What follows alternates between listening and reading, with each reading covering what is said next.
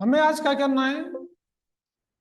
एक जेसन की API create करनी है अपनी खुद की। उस एपीआई में एक आईडी होगी, प्रोडक्ट का नाम होगा, प्रोडक्ट की प्राइस होगी, प्रोडक्ट की इमेज होगी, प्रोडक्ट की कैटेगरी, सब कैटेगरी, कुछ इस टाइप से जेसन में डाटा होगा हमारा। तो हम जेसन एपीआई का सेटअप कैसे करते हैं? तो अभी तक हम जो वीएस कोड में ब्राउज कर रहे थे वो कर रहे थे रिएक्ट वाले फोल्डर को जिसमें हमारा रिएक्ट था। अब आपको बाहर वाला फोल्डर सेलेक्ट करना है। जैसे ये वाला इसी फोल्डर को सेलेक्ट करते थे। अब इसके बाहर जो फोल्डर है इसको सेलेक्ट करना है आपको। तो यहाँ पर हमारा माई वाइट प्रोजेक्ट, ये तुम्हारा प्रोजेक्ट हो गया रिएक्ट का। और यहाँ पे एक फोल्डर बनाना है जो हमने कर दिया एपीआई के नाम से, जिसमें हमारी एपीआई होगी। और हमें क्या करना होगा, पहले जेसन सर्वर को रिएक्ट वाले फोल्डर में ग्लोबली इंस्टॉल करना होगा। तो यहां पर ग्लोबली इंस्टॉल करने के लिए आपको टर्मिनल को ओपन करना है और ये लिखना है npmi-g जेसन सर्वर। जैसे ये ग्लोबली इंस्टॉल होगा यहां पर बन के कुछ नहीं आएगा, ध्यान रखना। अगर आपकी कोई फाइल या कोई फोल्डर बन के आ रहा है इसका मतलब वो ग्लोबली इंस्टॉल नहीं हुआ है। यहां पर -g लगाना मस्ट होगा। जी का मतलब ग्लोबली इंस्टॉल करना है। तो इसको एंटर करेंगे तो ये हमारा जेसन सर्वर ग्लोबली इंस्टॉल हो रहा है यहां पर आपके रिएक्ट वाले फोल्डर के अंदर। जैसे ये ग्लोबली इंस्टॉल होगा यहां पर न तो कोई फाइल बन के आएगी न कोई फोल्डर बन के आएगा, कुछ भी बन के नहीं आएगा, बस ये ग्लोबली इंस्टॉल हो गया। जब ये ग्लोबली इंस्टॉल हो जाएगा तो एपीआई के अंदर आपको एक फाइल बनानी है, किसी भी नाम से बना दो। मैं नाम दे दिया प्रोडक्ट डॉट जेसन। जितनी भी एपीआई होती है उनका जो फॉर्मेट होता है वो जेसन फॉर्मेट ही होता है। तो यहाँ पे भी हम जो भी फाइल सेव करेंगे उसका एक्सटेंशन जो होगा डॉट जेसन से उसको सेव करना होगा। फाइल सेव कर दी, इसमें कर ली ओपन, कर ली क्लोज। जेसन में डाटा कुछ इस तरीके से लिखेंगे। यहाँ पे हम किसका डाटा बनाना है, प्रोडक्ट का, प्रोडक्ट्स। और प्रोडक्ट्स के अंदर यहाँ पे एक एरे, और एरे के अंदर मैंने भी ब्लैंक छोड़ दिया। ये ब्लैंक छोड़ दिया, अभी मैं डाटा इंसर्ट नहीं कर रहा। मैंने ब्लैंक एक प्रोडक्ट्स की एपीआई बना दी है, इसको सेव कर दिया। अब इस जेसन की फाइल को रन कैसे करते हैं, पहले आपको एपीआई वाले फोल्डर में जाना पड़ेगा। एपीआई वाले फोल्डर में जाने के लिए दो तरीके, या तो सीडी एपीआई लिख देंगे आप, ऐसे भी जा सकते हैं। और ऐसे नहीं जाना तो आप एपीआई वाले फोल्डर पर right click, open in integrated terminal, तब भी उसका पाथ आ जाएगा ऑटोमेटिक। ये देखो पाथ आ रहा है। अब यहां पर जेसन की फाइल को रन करने के लिए लिखना होगा Jason dash server hyphen hyphen watch, और हमारी फाइल का नाम क्या है, प्रोडक्ट डॉट जेसन। तो ये क्या करेगा जेसन सर्वर, इसको वॉचिंग करता रहेगा, कौन सी फाइल को, प्रोडक्ट डॉट जेसन वाली फाइल को। एंटर करेंगे तो ये 3000 पोर्ट पर हमारा एग्जीक्यूट हो रहा होगा, और ये हमारी एक एपीआई बन के आ गई ब्लैंक। यहाँ पे कुछ है नहीं, ब्लैंक एपीआई बन गई हमारी। इसमें ब्लैंक है, अभी डाटा नहीं है, डाटा इंसर्ट करेंगे हम, ब्लैंक एपीआई बन के आई हमारी। जब ये ब्लैंक एपीआई बन जाएगी आपकी, तो अब हमें क्या करना होगा, अब हमें अपने रिएक्ट के प्रोजेक्ट को चलाना है। तो यहाँ पे जो रिएक्ट का प्रोजेक्ट है हमारा 3000 पोर्ट पर चल रहा है। अब 3000 पोर्ट पर तुम्हारी एपीआई चल रही है, ये वाली नहीं चल रही है, तो मुझे इसका पोर्ट चेंज करना पड़ेगा। मैंने 3000 बंद कर दिया, 3000 बंद कर दिया। और बंद करने के बाद इस प्रोजेक्ट को चलाएंगे, तो चलाने के लिए मुझे क्या करना पड़ेगा, आपको माई वाइट प्रोजेक्ट के अंदर जाना पड़ेगा। इंटीग्रेटेड टर्मिनल, एक यूआरएल में, मतलब एक टर्मिनल में आपकी एपीआई चल रही होगी और दूसरे टर्मिनल में आपका रिएक्ट का प्रोजेक्ट। और यहाँ लिखेंगे npm run और dev। तो ये 3000 पोर्ट पर आपके रिएक्ट के प्रोजेक्ट को एग्जीक्यूट कर देगा। अब इसमें जो जिप की फाइल है पहले मैं उसको डिलीट कर देता हूं। यहाँ पे जो पड़ी हुई हैं इनको हमने डिलीट किया, और यहाँ पर हमारा ये 3001 पर एग्जीक्यूट हो चुका होगा। तो दोनों चलने चाहिए, एक यूआरएल में आपका रेक का प्रोजेक्ट और एक यूआरएल में आपकी एपीआई। ये हमारी एपीआई है। अब हमें क्या करना होगा, इसमें जो कुछ है उसको हटाते हैं और यहाँ पे आज सेटअप करते हैं इसका पूरा। तो मैंने account.js को डिलीट किया, लॉगिन को भी डिलीट किया, बाकी इंडेक्स मेरी अभी चाहे तो हटा सकते हैं, इसमें जो कुछ था इसको हटा ही देते हैं हम। सेव किया और बाकी ठीक है। अब इस सोर्स के अंदर एक फोल्डर बनाइए कंपोनेंट्स के नाम का। किस नाम से? कंपोनेंट्स। इसमें सारे कंपोनेंट बनेंगे हमारे, जितने ही बनाएंगे हम। और कंपोनेंट्स में हमें कुछ कंपोनेंट बनाने होंगे, और पहला कंपोनेंट होगा हमारा होम का, home.jsx। दूसरा कंपोनेंट बनाया हमने रीड प्रोडक्ट डॉट JSX। यहां पर सारे प्रोडक्ट रीड होकर आएंगे हमारी इस वाली फाइल में। नेक्स्ट कंपोनेंट बनाएंगे हमारा क्रिएट प्रोडक्ट डॉट JSX। यहां से हम अपना प्रोडक्ट क्रिएट भी करेंगे नया। नेक्स्ट कंपोनेंट बनेगा हमारा अपडेट प्रोडक्ट डॉट JSX। यहां से हमने जो प्रोडक्ट क्रिएट किया उसको अपडेट करना चाहें तो अपडेट भी करेंगे। नेक्स्ट आएगा हमारा सर्च प्रोडक्ट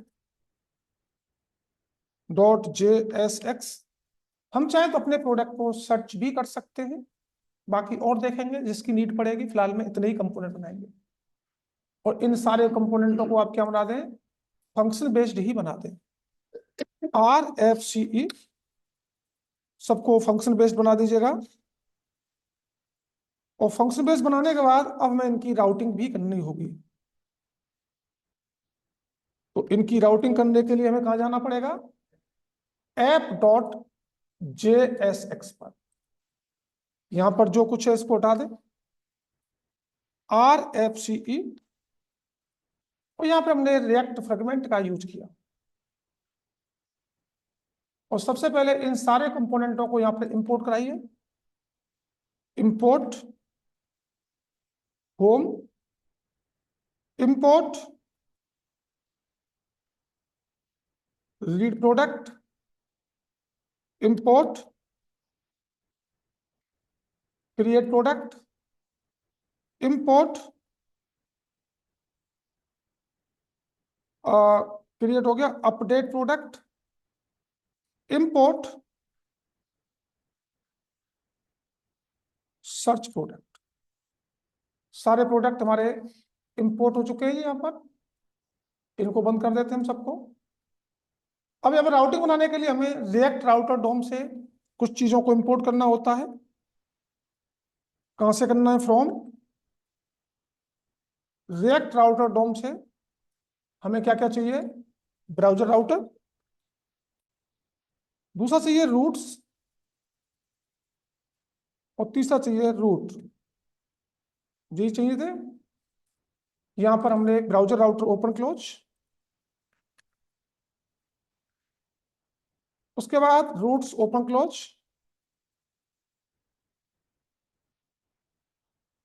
इसके बाद हमें सिंगल सिंगल रूट से रूट बनाने होंगे इससे। तो हमने क्या कहा, इसकी सेल्फ क्लोजिंग करनी पड़ेगी। हमने कहा कौन से पाथ पर, हमने बाय डिफॉल्ट पाथ दिया स्लैश। कौन सा एलिमेंट लोड होना है, हमने कहा जी होम वाला एलिमेंट लोड हो जाए। ठीक है। दूसरा रूट बनाएंगे हम रीड का, स्लैश रीड। रीड पे हमारा रीड प्रोडक्ट कंपोनेंट लोड होगा। तीसरा बनेगा क्रिएट का, स्लैश क्रिएट। यहाँ पे क्रिएट प्रोडक्ट लोड होना चाहिए। चौथा बनेगा हमारा अपडेट का, और यहाँ पर अपडेट कंपोनेंट लोड होना चाहिए। और नेक्स्ट बनेगा हमारा सर्च का, जिससे हम डाटा सर्च भी करेंगे। और यहाँ पर सर्च प्रोडक्ट वाला कंपोनेंट लोड होगा। इसके बाद हमें एक मेनू की भी जरूरत होगी, तो हमें एक कंपोनेंट और बनाना है जिसका नाम होगा मेन्यू डॉट JSX RFCE। इस मेनू को भी यहाँ पे इंपोर्ट करा लो। इंपोर्ट मेनू कहाँ पर रखा हुआ है कंपोनेंट्स के अंदर? मेनू कॉमन चाहिए, तो कॉमन हमें यहाँ डालना पड़ेगा। मेनू ये डालते थे। अब मैं यहाँ पर बूटस्ट्रैप का यूज करने जा रहा हूं। तो बूटस्ट्रैप का यूज करने के लिए आपको क्या करना होगा? गेट बूटस्ट्रैप पे जाना होगा, और गेट बूटस्ट्रैप से आपको सीरियल लिंक ले लेना है, या ऑफलाइन भी डाउनलोड कर सकते हैं। ऑफलाइन चाहो तो मैं सीरियल लिंक लूंगा। मैं लिंक को कॉपी किया। कॉपी करने के बाद HTML की फाइल पूरी यही है। यहाँ पर हमारा पेस्ट हो रखा है बूटस्ट्रैप पहले से ही, और यहाँ पे ये जावास्क्रिप्ट बूटस्ट्रैप लिंक हो रखा है। हमें लिंक करने की जरूरत नहीं है। ठीक है। अब मैं यहाँ से मेनू चाहिए रेस्पॉन्सिव वाला, तो यहाँ पे हमारा नेप बार होगा। ये रहा नेप बार को मैं कॉपी करूंगा। ये कॉपी किया, और कॉपी करने के बाद आप मेनू में रिएक्ट फ्रेगमेंट का यूज करते हुए इसको पेस्ट कर दो। ओहो, इसमें क्लास दिखाई नहीं दे रही है। वो मैंने टेल बैंड यूज कर दिया ना इसमें, इसलिए थोड़ा सा। तो अब ये क्या करना होगा? एक मिनट, मैंने एक्चुअली इसमें शॉर्टकट टेल बैंड का है ना, वो इंस्टॉल कर रखा है। तो शॉर्टकट को हटा दो 1 मिनट के लिए। हटा देता हूँ उसको, रिमूव कर देते हैं। और उसका नाम है टेल बैंड किट। कहीं दिखाई दे रहा है? ये रहा। इसको अनइंस्टॉल कीजिए। अनइंस्टॉल हो गया, और इसको हटाइए। अब इसको रिफ्रेश कीजिए।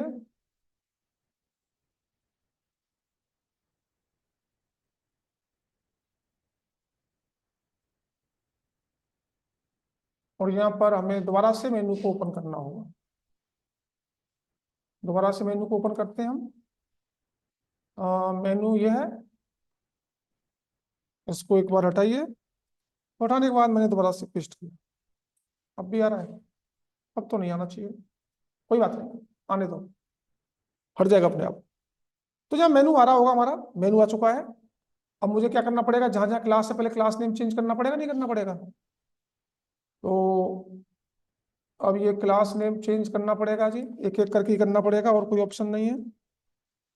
क्लास नेम, और क्लास नेम में हमारा क्या है? नेप बार एक्सपेंड LG बोर्ड। इसका कलर कर दिया मैंने प्राइमरी। ठीक है जी। और ये है हमारा क्लास नेम। ठीक है, कंटेनर फ्लोट रहेगा। ए को हम किससे रिप्लेस करेंगे? लिंक, लिंक से। और यहाँ पर क्लास को क्लास नेम, और यहाँ पर कर दिया हमने ये 2 कर देंगे यहाँ पर। ये हमने 2 किया, और 2 करने के बाद बाय डिफॉल्ट ये स्लैश रहेगा, और इसको लिंक को हम क्लोज कर देंगे। ये और यहाँ पे कर दिया हमने प्रोडक्ट्स। प्रोडक्ट्स थ्रेड ऑपरेशन, वैसे ही लिख दो। उसके बाद बटन रहेगा हमारा। बटन पर यहाँ पे क्लास नेम हो जाएगा हमारा, और बाकी कोई चेंज नहीं करना हमें इसमें। ठीक है। ये स्पेन है, स्पेन में यही रहेगा हमारा। यहाँ पे ये भी नेम हो जाएगा। बटन क्लोज है। इसके बाद ये डिव है, यहाँ पे भी ये नेम हो जाएगा। और आईडी ठीक है। उसके बाद ये यूएल है, यूएल में भी नेम हो जाएगा। उसके बाद एलआई है, एलआई में हमारा नेम हो जाएगा। उसके बाद एक को रिप्लेस करो किससे, लिंक से, और इसमें क्लास नेम रहेगा और यहाँ पर टू रहेगा, है ना, ये टू रहेगा, टू इज इक्वल टू, और ये होम रहेगा, बाय डिफॉल्ट स्लैश रहेगा। ठीक है जी, इसी को कॉपी कर लो। इसको कॉपी किया कहाँ तक, यहाँ तक, ये हट जाएंगे सारे, यही पेस्ट कर दो। और ये नहीं हटे मेरे, एक मिनट, ये भी लिंक करना पड़ेगा ना। अब इसको कॉपी करो, और कॉपी करने के बाद एक, दो, तीन, चार, यहाँ पे क्या आएगा, रीड, यहाँ पे क्या डालना, स्लैश रीड। ठीक है जी, यहाँ पे क्या होगा, क्रिएट, यहाँ पे क्या डाल दें, स्लैश, यहाँ पे क्या होगा, अपडेट, यहाँ पे क्या डाल दें, और नेक्स्ट क्या होगा, सर्च, और यहाँ पे क्या डाल दें। ठीक है, हमारा मेनू बन चुका होगा। मेनू बनने के बाद ये कुछ, अभी मैंने लिंक को इंपोर्ट नहीं किया है ना, इंपोर्ट कहां से, फ्रॉम रिएक्ट राउटर डॉम से, क्या लेना है हमें, लिंक। सेव करो जी, और चेक करो हमारा मेनू आ चुका होगा। कलर नहीं आया, कलर क्यों नहीं आया, स्पेलिंग गलत होगी। यहाँ पर नया बीजी डैश इन्फो। ठीक है जी, और मेरे चल भी रहे होंगे, ये होम है, ये रीड है, ये क्रिएट है, ये अपडेट है, ये सर्च है। बढ़िया। हमारा काम क्या है, सबसे पहले रीड पे नहीं, क्रिएट पर आओ। और क्रिएट पे आने के बाद हमें क्या करना है, यहाँ पे एक फॉर्म बनाना होगा। तो फॉर्म बनाने के लिए हमें क्या करना होगा, फॉर्म बनाने के लिए यहाँ से फॉर्म उठाना होगा आपको। और फॉर्म कहाँ है, देखो, यहाँ पर हमें फॉर्म चाहिए। फॉर्म कंट्रोल ये लिया, और फिलहाल के लिए यही ले लेते हैं। इसको कॉपी किया, और हमें कहाँ जाना पड़ेगा, अब क्रिएट वाले कंपोनेंट पर वही जाना है। तो क्रिएट वाला कंपोनेंट हमारा है ये रहा। यहाँ पे हमने रिएक्ट फ्रेगमेंट का यूज किया। और यहाँ पे फॉर्म बनाने के लिए सबसे पहले फॉर्म एक डिव बना लेते हैं हम। डिव बनाया हमने, डिव क्लास नेम, और हमने यहाँ पे क्या कहा, हमने कहा इसकी विड्थ W, और विड्थ कर दी हमने 50% पर। हमने कहा मार्जिन MX ऑटो, सेंटर में आ जाएगा। पैडिंग कर दी हमने 3 की। शेडो डैश LG शेडो आनी चाहिए। और ये डिव बन के आ चुका होगा, चेक कर लेते हैं एक बार। आ गया जी। मार्जिन टॉप से और देना है हमें, थोड़ा सा नीचे करना होगा। तो मार्जिन टॉप से क्या करूं, MT4 का। बढ़िया। अब इसके अंदर फॉर्म डालना है हमें। तो यहाँ पर आइए, इसके अंदर मैंने फॉर्म डाला, नहीं, फॉर्म बनाने के लिए फॉर्म टैग, पहले फॉर्म बनाने के लिए फॉर्म टैग, इसके अंदर हमें फॉर्म डालना होगा। ठीक है, इनपुट की सेल्फ क्लोजिंग सबसे पहले तो, और यहाँ पे टेक्स्ट एरिया वाले डिव को हटा देंगे हम, टेक्स्ट एरिया नहीं चाहिए। और यहाँ पे जो डिव है हमारा, इसमें क्या है, क्लास नेम करना है हमें एक तो। ठीक है जी, लेवल में भी क्लास नेम करना होगा हमें। और यहाँ पे चाहिए हमें प्रोडक्ट नेम सबसे पहले, प्रोडक्ट नेम चाहिए हमें। और इनपुट टाइप टेक्स्ट ही ले लें, और इसमें क्लास नेम, और आईडी न देकर यहाँ पे एक नेम दे दें हम, कह दें name is equal to T name. ठीक है जी, प्लेस होल्डर में एंटर प्रोडक्ट नेम।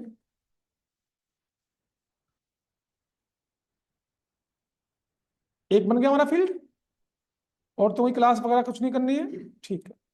इसी टिप को कॉपी कीजिए। कॉपी करने के बाद प्रोडक्ट नेम के बाद क्या करें हम, प्रोडक्ट का प्राइस, प्रोडक्ट का प्राइस, इनपुट टाइप नंबर ले ले इसके लिए, और एंटर प्रोडक्ट प्राइस। ठीक है जी, दो फील्ड हो गए।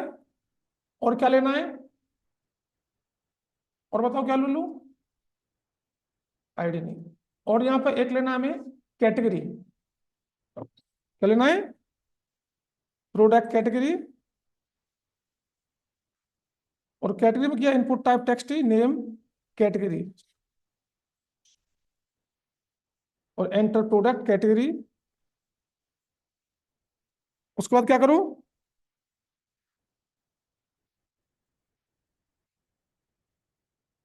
यहां पे कर दो प्राइस, और यहां पर एक ले लो product image, input type file, input type file name, इसका फाइल कर दिया हमने, तो इसमें प्लेस होल्डर आएगा नहीं, प्लेस होल्डर हटा दिया। कितने फील्ड हो गए, एक दो तीन चार, और बहुत है, चार ही ले लेते हैं, ठीक है। और बाकी आप अपने हिसाब से और डाल सकते हो। तो ये किस तरीके से आ रहा होगा, कुछ इस तरीके से। और यहाँ पे एक बटन और चाहिए हमें, तो बटन के लिए हमें क्या करना पड़ेगा, पूरे पर चाहिए तो पूरे पे ले लो, मुझे एक डिवी ले लेता हूँ, पूरे पे ले लेता हूँ 100% पे। और इसमें से इसको हटाया, हटाने के बाद यहाँ पे लिया इनपुट टाइप सबमिट, सबमिट, ये सबमिट बटन बन गया होगा हमारा। ठीक है जी, इसका एक कलर दे देता हूँ, बीजी डैश डेंजर। ठीक है जी, अब हमारा काम क्या है, सबसे पहला काम है, इसमें जो भी डाटा डालूं वो मेरी एपीआई के अंदर जाना चाहिए। सबसे पहला काम मेरा यही है, ठीक है। इसी को रेडी करते हैं आज। तो इसको रेडी करने के लिए हमें क्या करना होगा, थोड़ा देखना ध्यान से। तो मुझे यहां पर ये कितने फील्ड है, एक दो तीन चार, एक यूज स्टेट लेना होगा, और यूज स्टेट को 4 बार इनिशियलाइज करना है आपको। आइए देखते हैं। तो यहां पर मैंने यूज स्टेट को लिया, और यूज स्टेट को 4 बार इनिशियलाइज किया। लेट, पहला दिया मैंने नेम, और इसको चेंज करने के लिए सेट नेम, प्रोडक्ट का नेम आ जाएगा यहां पर। ये कौन देगा, यूज स्टेट। और इसी तरीके से हमारे 4 आएंगे, एक दो तीन चार। दूसरा क्या हमारा, प्राइस का है, और इसको चेंज करने के लिए सेट प्राइस। तीसरा हमारा कैटेगरी का है, कैट, तो इसको चेंज करने के लिए सेट कैट। चौथा हमारा इमेज का है, इमेजेस कर दिया मैंने, और सेट इमेजेस। ठीक है जी, अब मुझे करना क्या है, सबसे पहले मुझे सबसे पहले करना है कि इनके अंदर जो भी डाटा डालूं, जो भी इमेज ब्राउज कराऊं, उस डाटा को उठाकर पहले इसी यूज स्टेट में लाना है। सबसे पहला काम यह है। तो यहां पर एक ऑन चेंज नाम का इवेंट हैंडलर होता है हमारा, तो मैंने ऑन चेंज, और ऑन चेंज पर मैंने एक एरो फंक्शन लगाया, क्यों कॉल कर रहा हूं। और मैंने कहा सेट नेम से, सेट नेम डाला, और सेट नेम से क्या कहा मैंने, इवेंट ऑब्जेक्ट, ई पास कराया, और यहां लिखा ई डॉट टारगेट डॉट वैल्यू। इसमें जो भी वैल्यू है उसको सेट कर दो, कहां पर, नेम के अंदर। तो सेट नेम में सेट कर दिया होगा। इसी तरीके से मुझे इन दोनों का आउट चाहिए, इसका भी चाहिए और इसका भी चाहिए। ये क्या इमेज वाला है, नहीं, ठीक है। तो सेट प्राइस, प्राइस को सेट करेगा, और सेट कैटेगरी, कैटेगरी को सेट करेगा। लेकिन इमेज के लिए थोड़ा सा कॉन्सेप्ट चेंज होगा। यहां पर ऑन चेंज, और यहां पर किसी फंक्शन का रेफरेंस दे दो, किसी फंक्शन का रेफरेंस देने के लिए मैंने रखा ऐड इमेज, ये फंक्शन बना दिया। क्योंकि यहाँ पर ऑन चेंज डायरेक्ट कॉल नहीं हो सकता, क्योंकि यहाँ पे थोड़ा सा लॉजिक अलग होगा इसका। अब मुझे ऐड इमेज वाला फंक्शन बनाना पड़ेगा, बनाता हूं। यहां पे आ जाओ, लेट, और इसका नाम क्या है, ऐड इमेज, और इसको एरो फंक्शन में कन्वर्ट कर दो। ठीक है जी। जैसे ये एरो फंक्शन में कन्वर्ट होगा तो मेरा काम क्या रहेगा, भाई इसकी इमेज को लेके आना। इसके लिए क्या करना है आपको, तो सबसे पहला काम क्या करना होगा, इसको इसके अंदर इवेंट ऑब्जेक्ट पास कीजिए। इवेंट ऑब्जेक्ट पास कराया। अब इवेंट ऑब्जेक्ट पास करने के लिए लेट या कॉन्स्ट एक फाइल नाम का एक वेरिएबल लिया, is equal to E dot target dot, इसको यूज करते हैं फाइल्स। जो पहली होगी वो जीरो इंडेक्स वाली होगी। पहली इमेज ब्राउज करेंगे जीरो इंडेक्स, दूसरी करेंगे वन इंडेक्स, वो इंडेक्सिंग बढ़ती जाएगी। अब यहाँ पे ये ई डॉट टारगेट डॉट वैल्यू से नहीं आता, ये आता ई डॉट टारगेट डॉट फाइल से। अब मुझे क्या करना पड़ेगा, अब मुझे इसका एक यूआरएल क्रिएट करना है इमेजेस का, क्योंकि यहाँ पे फोल्डर वगैरह मेरे पास बैकएंड तो है नहीं, भाई मैं डाटाबेस में भेज दूं। तो मैं क्या करूंगा, जो भी इमेज होगी मेरी जो ब्राउज कराऊंगा, उस इमेज का एक यूआरएल क्रिएट होगा। क्या क्रिएट होगा, यूआरएल। और वही यूआरएल आपकी एपीआई के अंदर इंसर्ट होगा, और उसी यूआरएल से आपकी इमेज फेच होगी। तो यहाँ पे यूआरएल बनाने के लिए आपको क्या करना होगा, यूआरएल बनाने के लिए आपको यहाँ पर एक क्लास है जिसका नाम है फाइल रीडर। उस फाइल रीडर क्लास का एक ऑब्जेक्ट बनाना पड़ेगा। Let reader is equal to new नाम का कीवर्ड, और क्लास का नाम क्या है, फाइल रीडर। देखो ये रहा, ये क्लास है यहाँ पर। तो मैंने इस क्लास का क्या बना दिया, ऑब्जेक्ट। ऑब्जेक्ट बनाने के बाद मैंने क्या किया, जो ऑब्जेक्ट मेरा रीडर डॉट, यहां लिखूंगा मैं on load and, on load and, और इस पर एक एरो फंक्शन बना दो। और एरो फंक्शन बनाने के बाद मुझे क्या करना है कि जो मेरा सेट इमेजेस है, ये मेरी इमेजेस को सेट करेगी। कौन सी इमेजेस को, reader dot result, reader dot result को, इसका जो भी रिजल्ट होगा रीडर का। ये तो मेरी जो भी इमेज थी वो सेट हो गई। इसका यूआरएल बनाता हूं मैं। तो यूआरएल बनाने के लिए मुझे क्या करना होगा, reader dot H read data होगा कहीं, रीड एच डाटा यूआरएल, ये राजी। किसका बनाना है मुझे, फाइल का। जो मेरी फाइल में जो जो भी गया है उसका मुझे क्या बना दो, एक यूआरएल बना दो। अब यहां पर देखेंगे इमेजेस के अंदर एक यूआरएल बन के आ रहा होगा, दिखा दूं ना। अब मेरी वैल्यू सेट होगी सब सारी की सारी। कंसोल कराओ सबको, कंसोल डॉट लॉग दिखा देता हूं सबको प्रिंट करा के, क्या क्या आ रहा होगा, नेम में प्लस, दूसरा क्या है मेरा, प्राइस में, तीसरा क्या है मेरा, प्लस है कैट, प्लस इमेजेस। चेक करो जी क्या आ रहा है, इतना चेक कर लेते हैं पहले। तो मुझे कंसोल भी ओपन करना पड़ेगा, तभी तो पता चलेगा। ये कहीं नेम रह गया है उसमें, वो चेंज नहीं किया हमने, ठीक है कोई नहीं, वो देखते हैं। तो यहाँ पे प्रोडक्ट का नाम किया मेरे मोबाइल, मोबाइल मिल रहा है जी, मिल रहा है। प्राइस किया मैंने 2500, मिल रहा है जी 2500। कैटेगरी डाली मैंने मोबाइल ही, मोबाइल मिल रहा है जी मुझे। और एक इमेज ब्राउज कीजिए, उसका यूआरएल बनना चाहिए। तो मैं गया डेस्कटॉप पर, और डेस्कटॉप से मैंने कोई भी इमेज डाल दी, ये सपोज कीजिएगा, ये डाल दो या ये डाल दो, ये बन गया यूआरएल, बन गया। और इस यूआरएल पर जैसे ही क्लिक करूंगा वही इमेज खुल रही होगी, बन गया यूआरएल। बस यूआरएल बन गया तो मेरा काम हो गया। यहां तक बताएं, किसी को कोई डाउट हो तो आगे चलते हैं। यहां पर हमारा नेम भी आ गया, प्राइस भी आ गया, कैटेगरी भी आ गई, इमेजेस का यूआरएल भी आ गया। अब हमें क्या करना है, अपने फॉर्म को सबमिट कराना पड़ेगा। तो यहां पर एक ऑन सबमिट इवेंट हैंडलर है हमारा, और किसी फंक्शन का रेफरेंस दे दो। मैंने नाम दे दिया सबमिट, सबमिट डाटा, ये बना दिया हमने सबमिट डाटा। अब मुझे ये वाला फंक्शन बनाना पड़ेगा जी, बनाइए, कॉपी किया, यहां पर पेस्ट किया, let submit data is equal to arrow function में कन्वर्ट कीजिए, और यहां पे भी मैंने इवेंट ऑब्जेक्ट ही पास किया, और यहां क्या लिखा, E dot prevent default. E dot prevent default का काम क्या है, तो मैं जैसे ही सबमिट कराऊंगा वहीं रुक जाएगा, या मैं किसी दूसरे रूट पर रीडायरेक्ट करूं तो वहां पर रुकना चाहिए।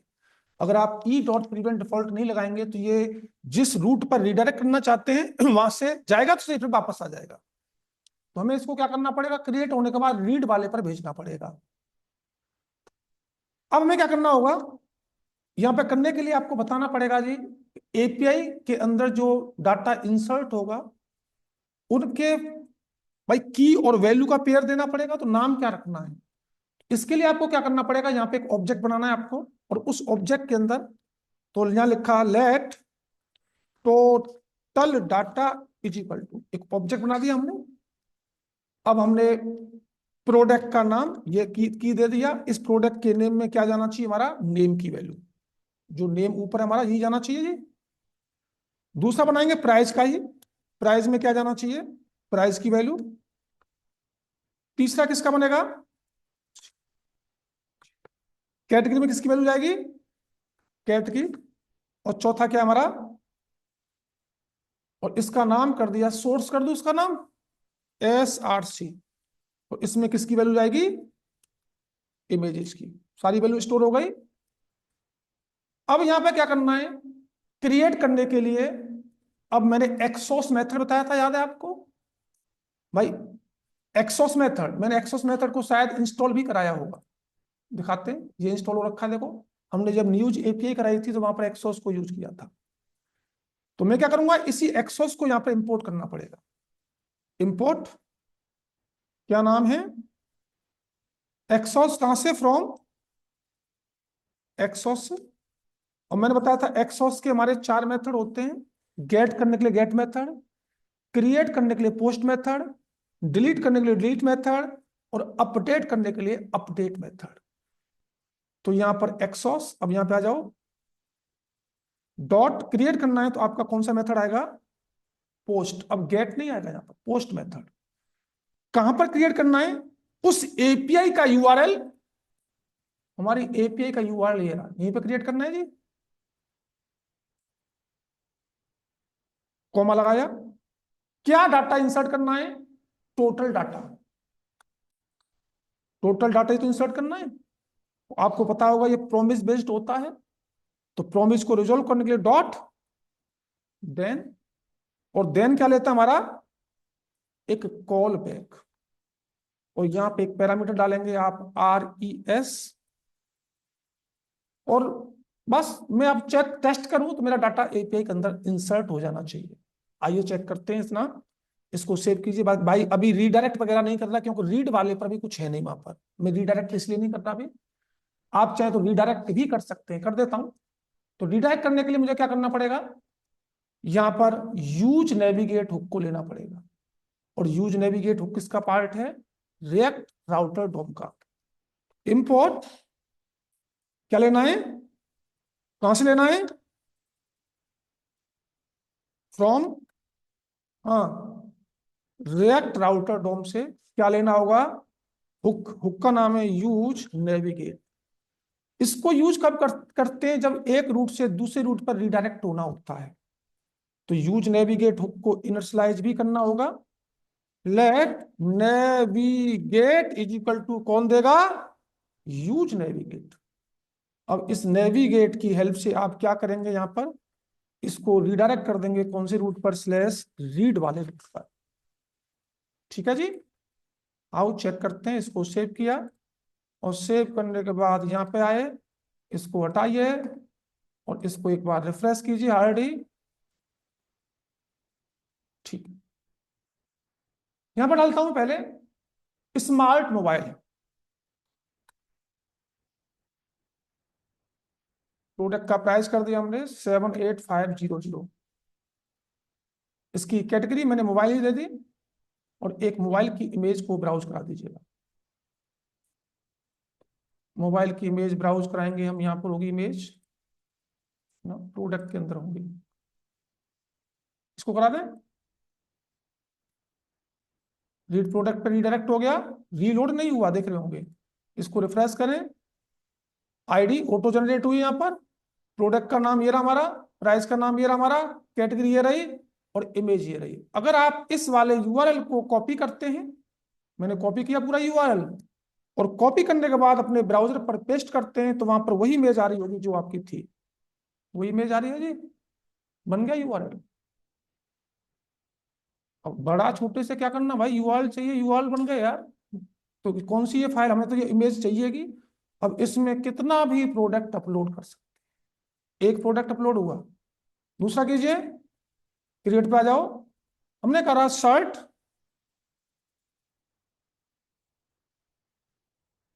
ये क्या लग गया, प्राइस कर दिया हमने 2500 का, कैटेगरी शर्ट ही कर दिया, और एक शर्ट को ब्राउज कराइए। ये दूसरा डाटा रीडायरेक्ट हुआ होगा, पहला ये रहा, दूसरा ये रहा, इस वाली पर आपकी इमेज भी आ रही होगी। डाटा क्रिएट हो गया, डाटा अभी रीड नहीं हुआ है, केवल क्रिएट किया है हमने, और क्रिएट होकर हमारा डाटा जो जेसन की एपीआई थी उसके अंदर इंसर्ट भी हो रहा है जी। तो